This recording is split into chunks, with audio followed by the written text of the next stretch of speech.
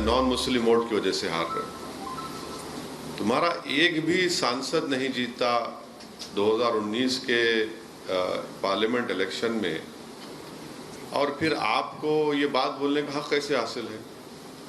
तो ये चलता है, ये लोग बोलते रहते हैं ऐसा।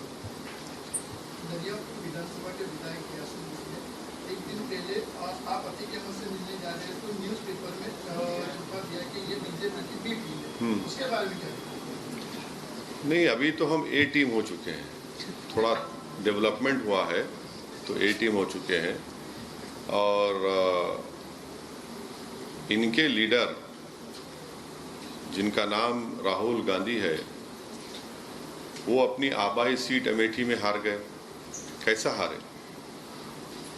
अगर इनको थोड़ा समझ है तो बता दें क्यों हारे। वहां तो हमारा कैंडिडेट नहीं था। इतनी बड़ी सीट अपने पूर्वजों की हार गए, और वायनाड से जीतते हैं वहां पे इसलिए कि वहां पर 35% के करीब माइनॉरिटी वोटर था, तो वहां जीत जाते हैं। तो अब ये इनको कैसा है ना कि हमको देखते कि उनको टीम याद आती है, इनको बी टीम, कभी ए टीम, कभी वोट कटवा। तो खैर कोई बात नहीं, हमको इससे परवाह नहीं करती। जनता देख रही है, आवाम देख रही है और इसका फैसला करेगी। अभी जो सवाल आप लोग कर चुके हो, दोबारा आप करने से आपका वक्त खराब होगा। इसका फैसला साबिर भाई करेंगे, हमारे गुजरात के यूनिट के जिम्मेदारान करेंगे और आपको बताएंगे। ओवैसी साहब, एक आरोप ये लगता है कि जहां पर ओवैसी जाते हैं वहां पर बीजेपी को कम्युनलिज्म की राजनीति करने में आसानी हो जाए। अच्छा, हाँ, तो ये इम्तियाज जलील है, जानते हैं ना आप इनको? आप ही के बरादरी से थे, 18-19-20 साल थे ना आप? 24 साल जर्नलिस्ट थे। तो इन्होंने औरंगाबाद में जो शिवसेना के एमपी को हराया, वो 21 साल का शिवसेना का एमपी था। ये सब लोग, बड़े लोग, बहादुर लोग तो नहीं हरा पाए, हम कमजोर लोग हरा दिए, उसको शिकस्त दे दिए। अब उसका जिम्मेदार कौन है? दूसरी बात यह है कि 2019 के पार्लियामेंट के चुनाव में हम लोग सिर्फ 3 पार्लियामेंट की सीट पर लड़े। मैं हैदराबाद के अवाम का शुक्रिया अदा करता हूं कि हमने बीजेपी को हराया। दूसरा, औरंगाबाद शिवसेना को शिकस्त दी। और बिहार में किशनगंज, जहां पर हमारे मौजूदा एमएलए और स्टेट प्रेसिडेंट अख्तर अली इमान को 3 लाख वोट मिले, जेडीयू को 3,25,000, कांग्रेस को 350। तो भाई 3 सीट अगर मैं लड़ता हूं तो बीजेपी 300 जीत जाती है। तो अगर मैं 10-15 लड़ूंगा तो क्या बीजेपी पूरी 500 जीत जाएगी क्या? कौन सी दुनिया में रहते हैं लोग? भाई आप ही के गुजरात के एमएलए कांग्रेस के, वो बीजेपी में भाग गए, तो मुझसे पूछ कर गए थे क्या? कर्नाटका में भाग गए, हर जगह उनको छोड़ के भाग रहे हैं। तो उसका जिम्मेदार कौन है? तो इनका ये जो आरोप लगा।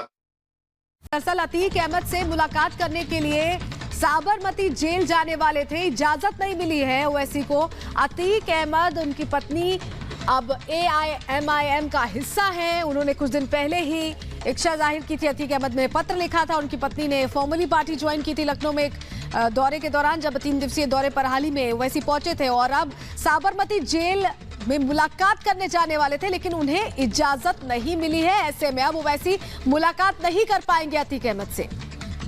साबरमती जेल में बंद है अतीक अहमद, उनसे मुलाकात करने के लिए ओवैसी पहुंचने वाले थे, लेकिन इजाजत नहीं दी गई है जेल प्रशासन की तरफ से। इससे पहले आपको बता दें, अतीक अहमद ने पत्र लिखकर AIMIM में शामिल होने की बात कही थी। उनकी पत्नी ने फॉर्मली पार्टी लखनऊ में ज्वाइन की थी, उसको लेकर एक प्रेस कॉन्फ्रेंस भी ओवैसी की तरफ से की गई थी। और जो बड़ी जानकारी मिल रही है, आज मुलाकात करने वाले थे ओवैसी अतीक अहमद से, लेकिन उन्हें गुजरात जेल प्रशासन ने इजाजत नहीं दी है। ऐसे में अब ये मुलाकात नहीं हो पाएगी।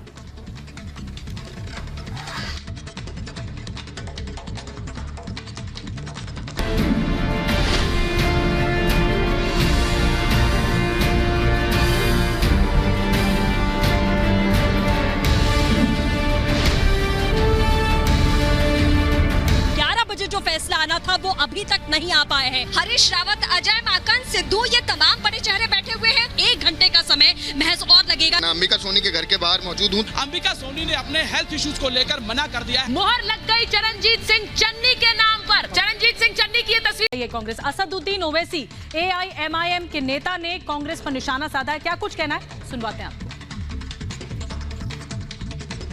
कांग्रेस हमेशा AIMIM को और काफी सारी ऑपोजिशन भी बी टीम मानती है बीजेपी का, उसके ऊपर आप क्या कहेंगे। और आपने राहुल गांधी के बारे में भी कई बात कही, जो अपना कॉन्स्टिट्यूएंसी से वो हार गए थे। हाँ बिल्कुल हारे ना, अपने आबाई और अपने पूर्वजों की कॉन्स्टिट्यूंसी कमेटी हार गए, और उसके बाद भी कांग्रेस के लोग को ये शऊर नहीं है पैदा होता, उनको ये एहसास पैदा नहीं होता कि क्यों हारे, वो किस वजह से हारे।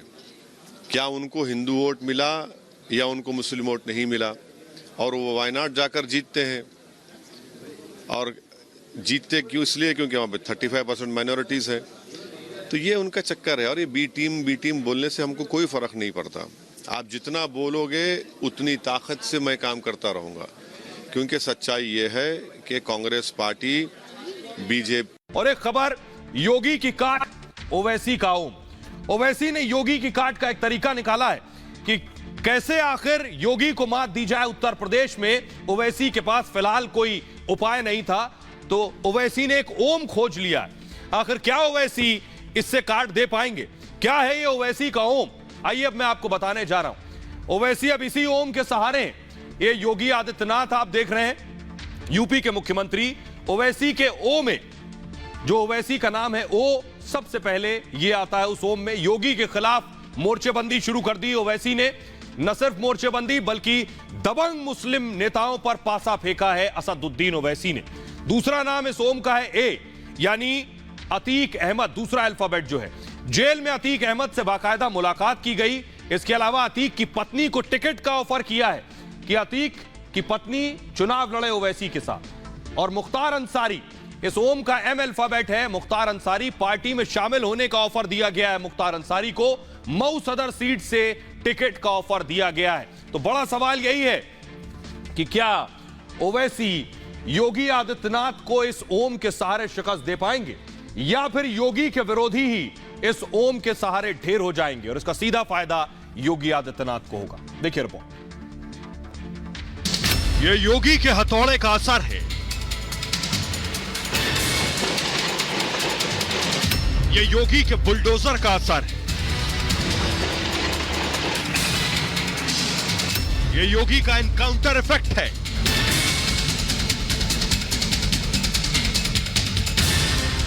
ये उत्तर प्रदेश की नई सियासत है। जिस पर योगी का डंडा चले वो ओवैसी को पसंद है।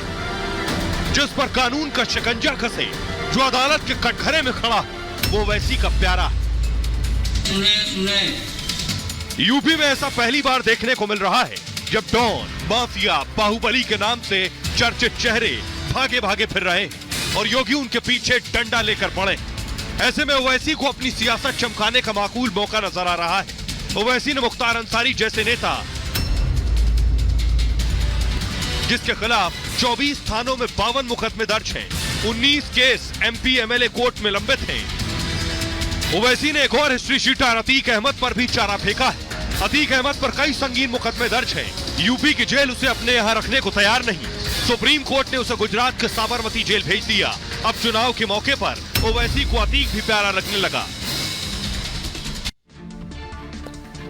तो आइए अब आपको दिखाने जा रहे हैं हम कि कैसे ये योगी की काट कम है, विरोधियों की काट ज्यादा है। देखिए कैसे, जरा असदुद्दीन ओवैसी ने जिन लोगों को चुना है वो ये चेहरे हैं। देखिए जरा, ये आप देख रहे हैं जिसमें ओवैसी खुद है, इसके अलावा मुख्तार अंसारी और अतीक अहमद है। दूसरी तरफ नुकसान किसे हो सकता है, अखिलेश, प्रियंका और मायावती को। देखिए कैसे ओवैसी इन तीनों के साथ चुनाव लड़ेंगे तो गैर बीजेपी दलों में खलबली, यानी सपा, बसपा, कांग्रेस में गैर बीजेपी दलों का इसमें नुकसान होगा, एक बड़ी चीज।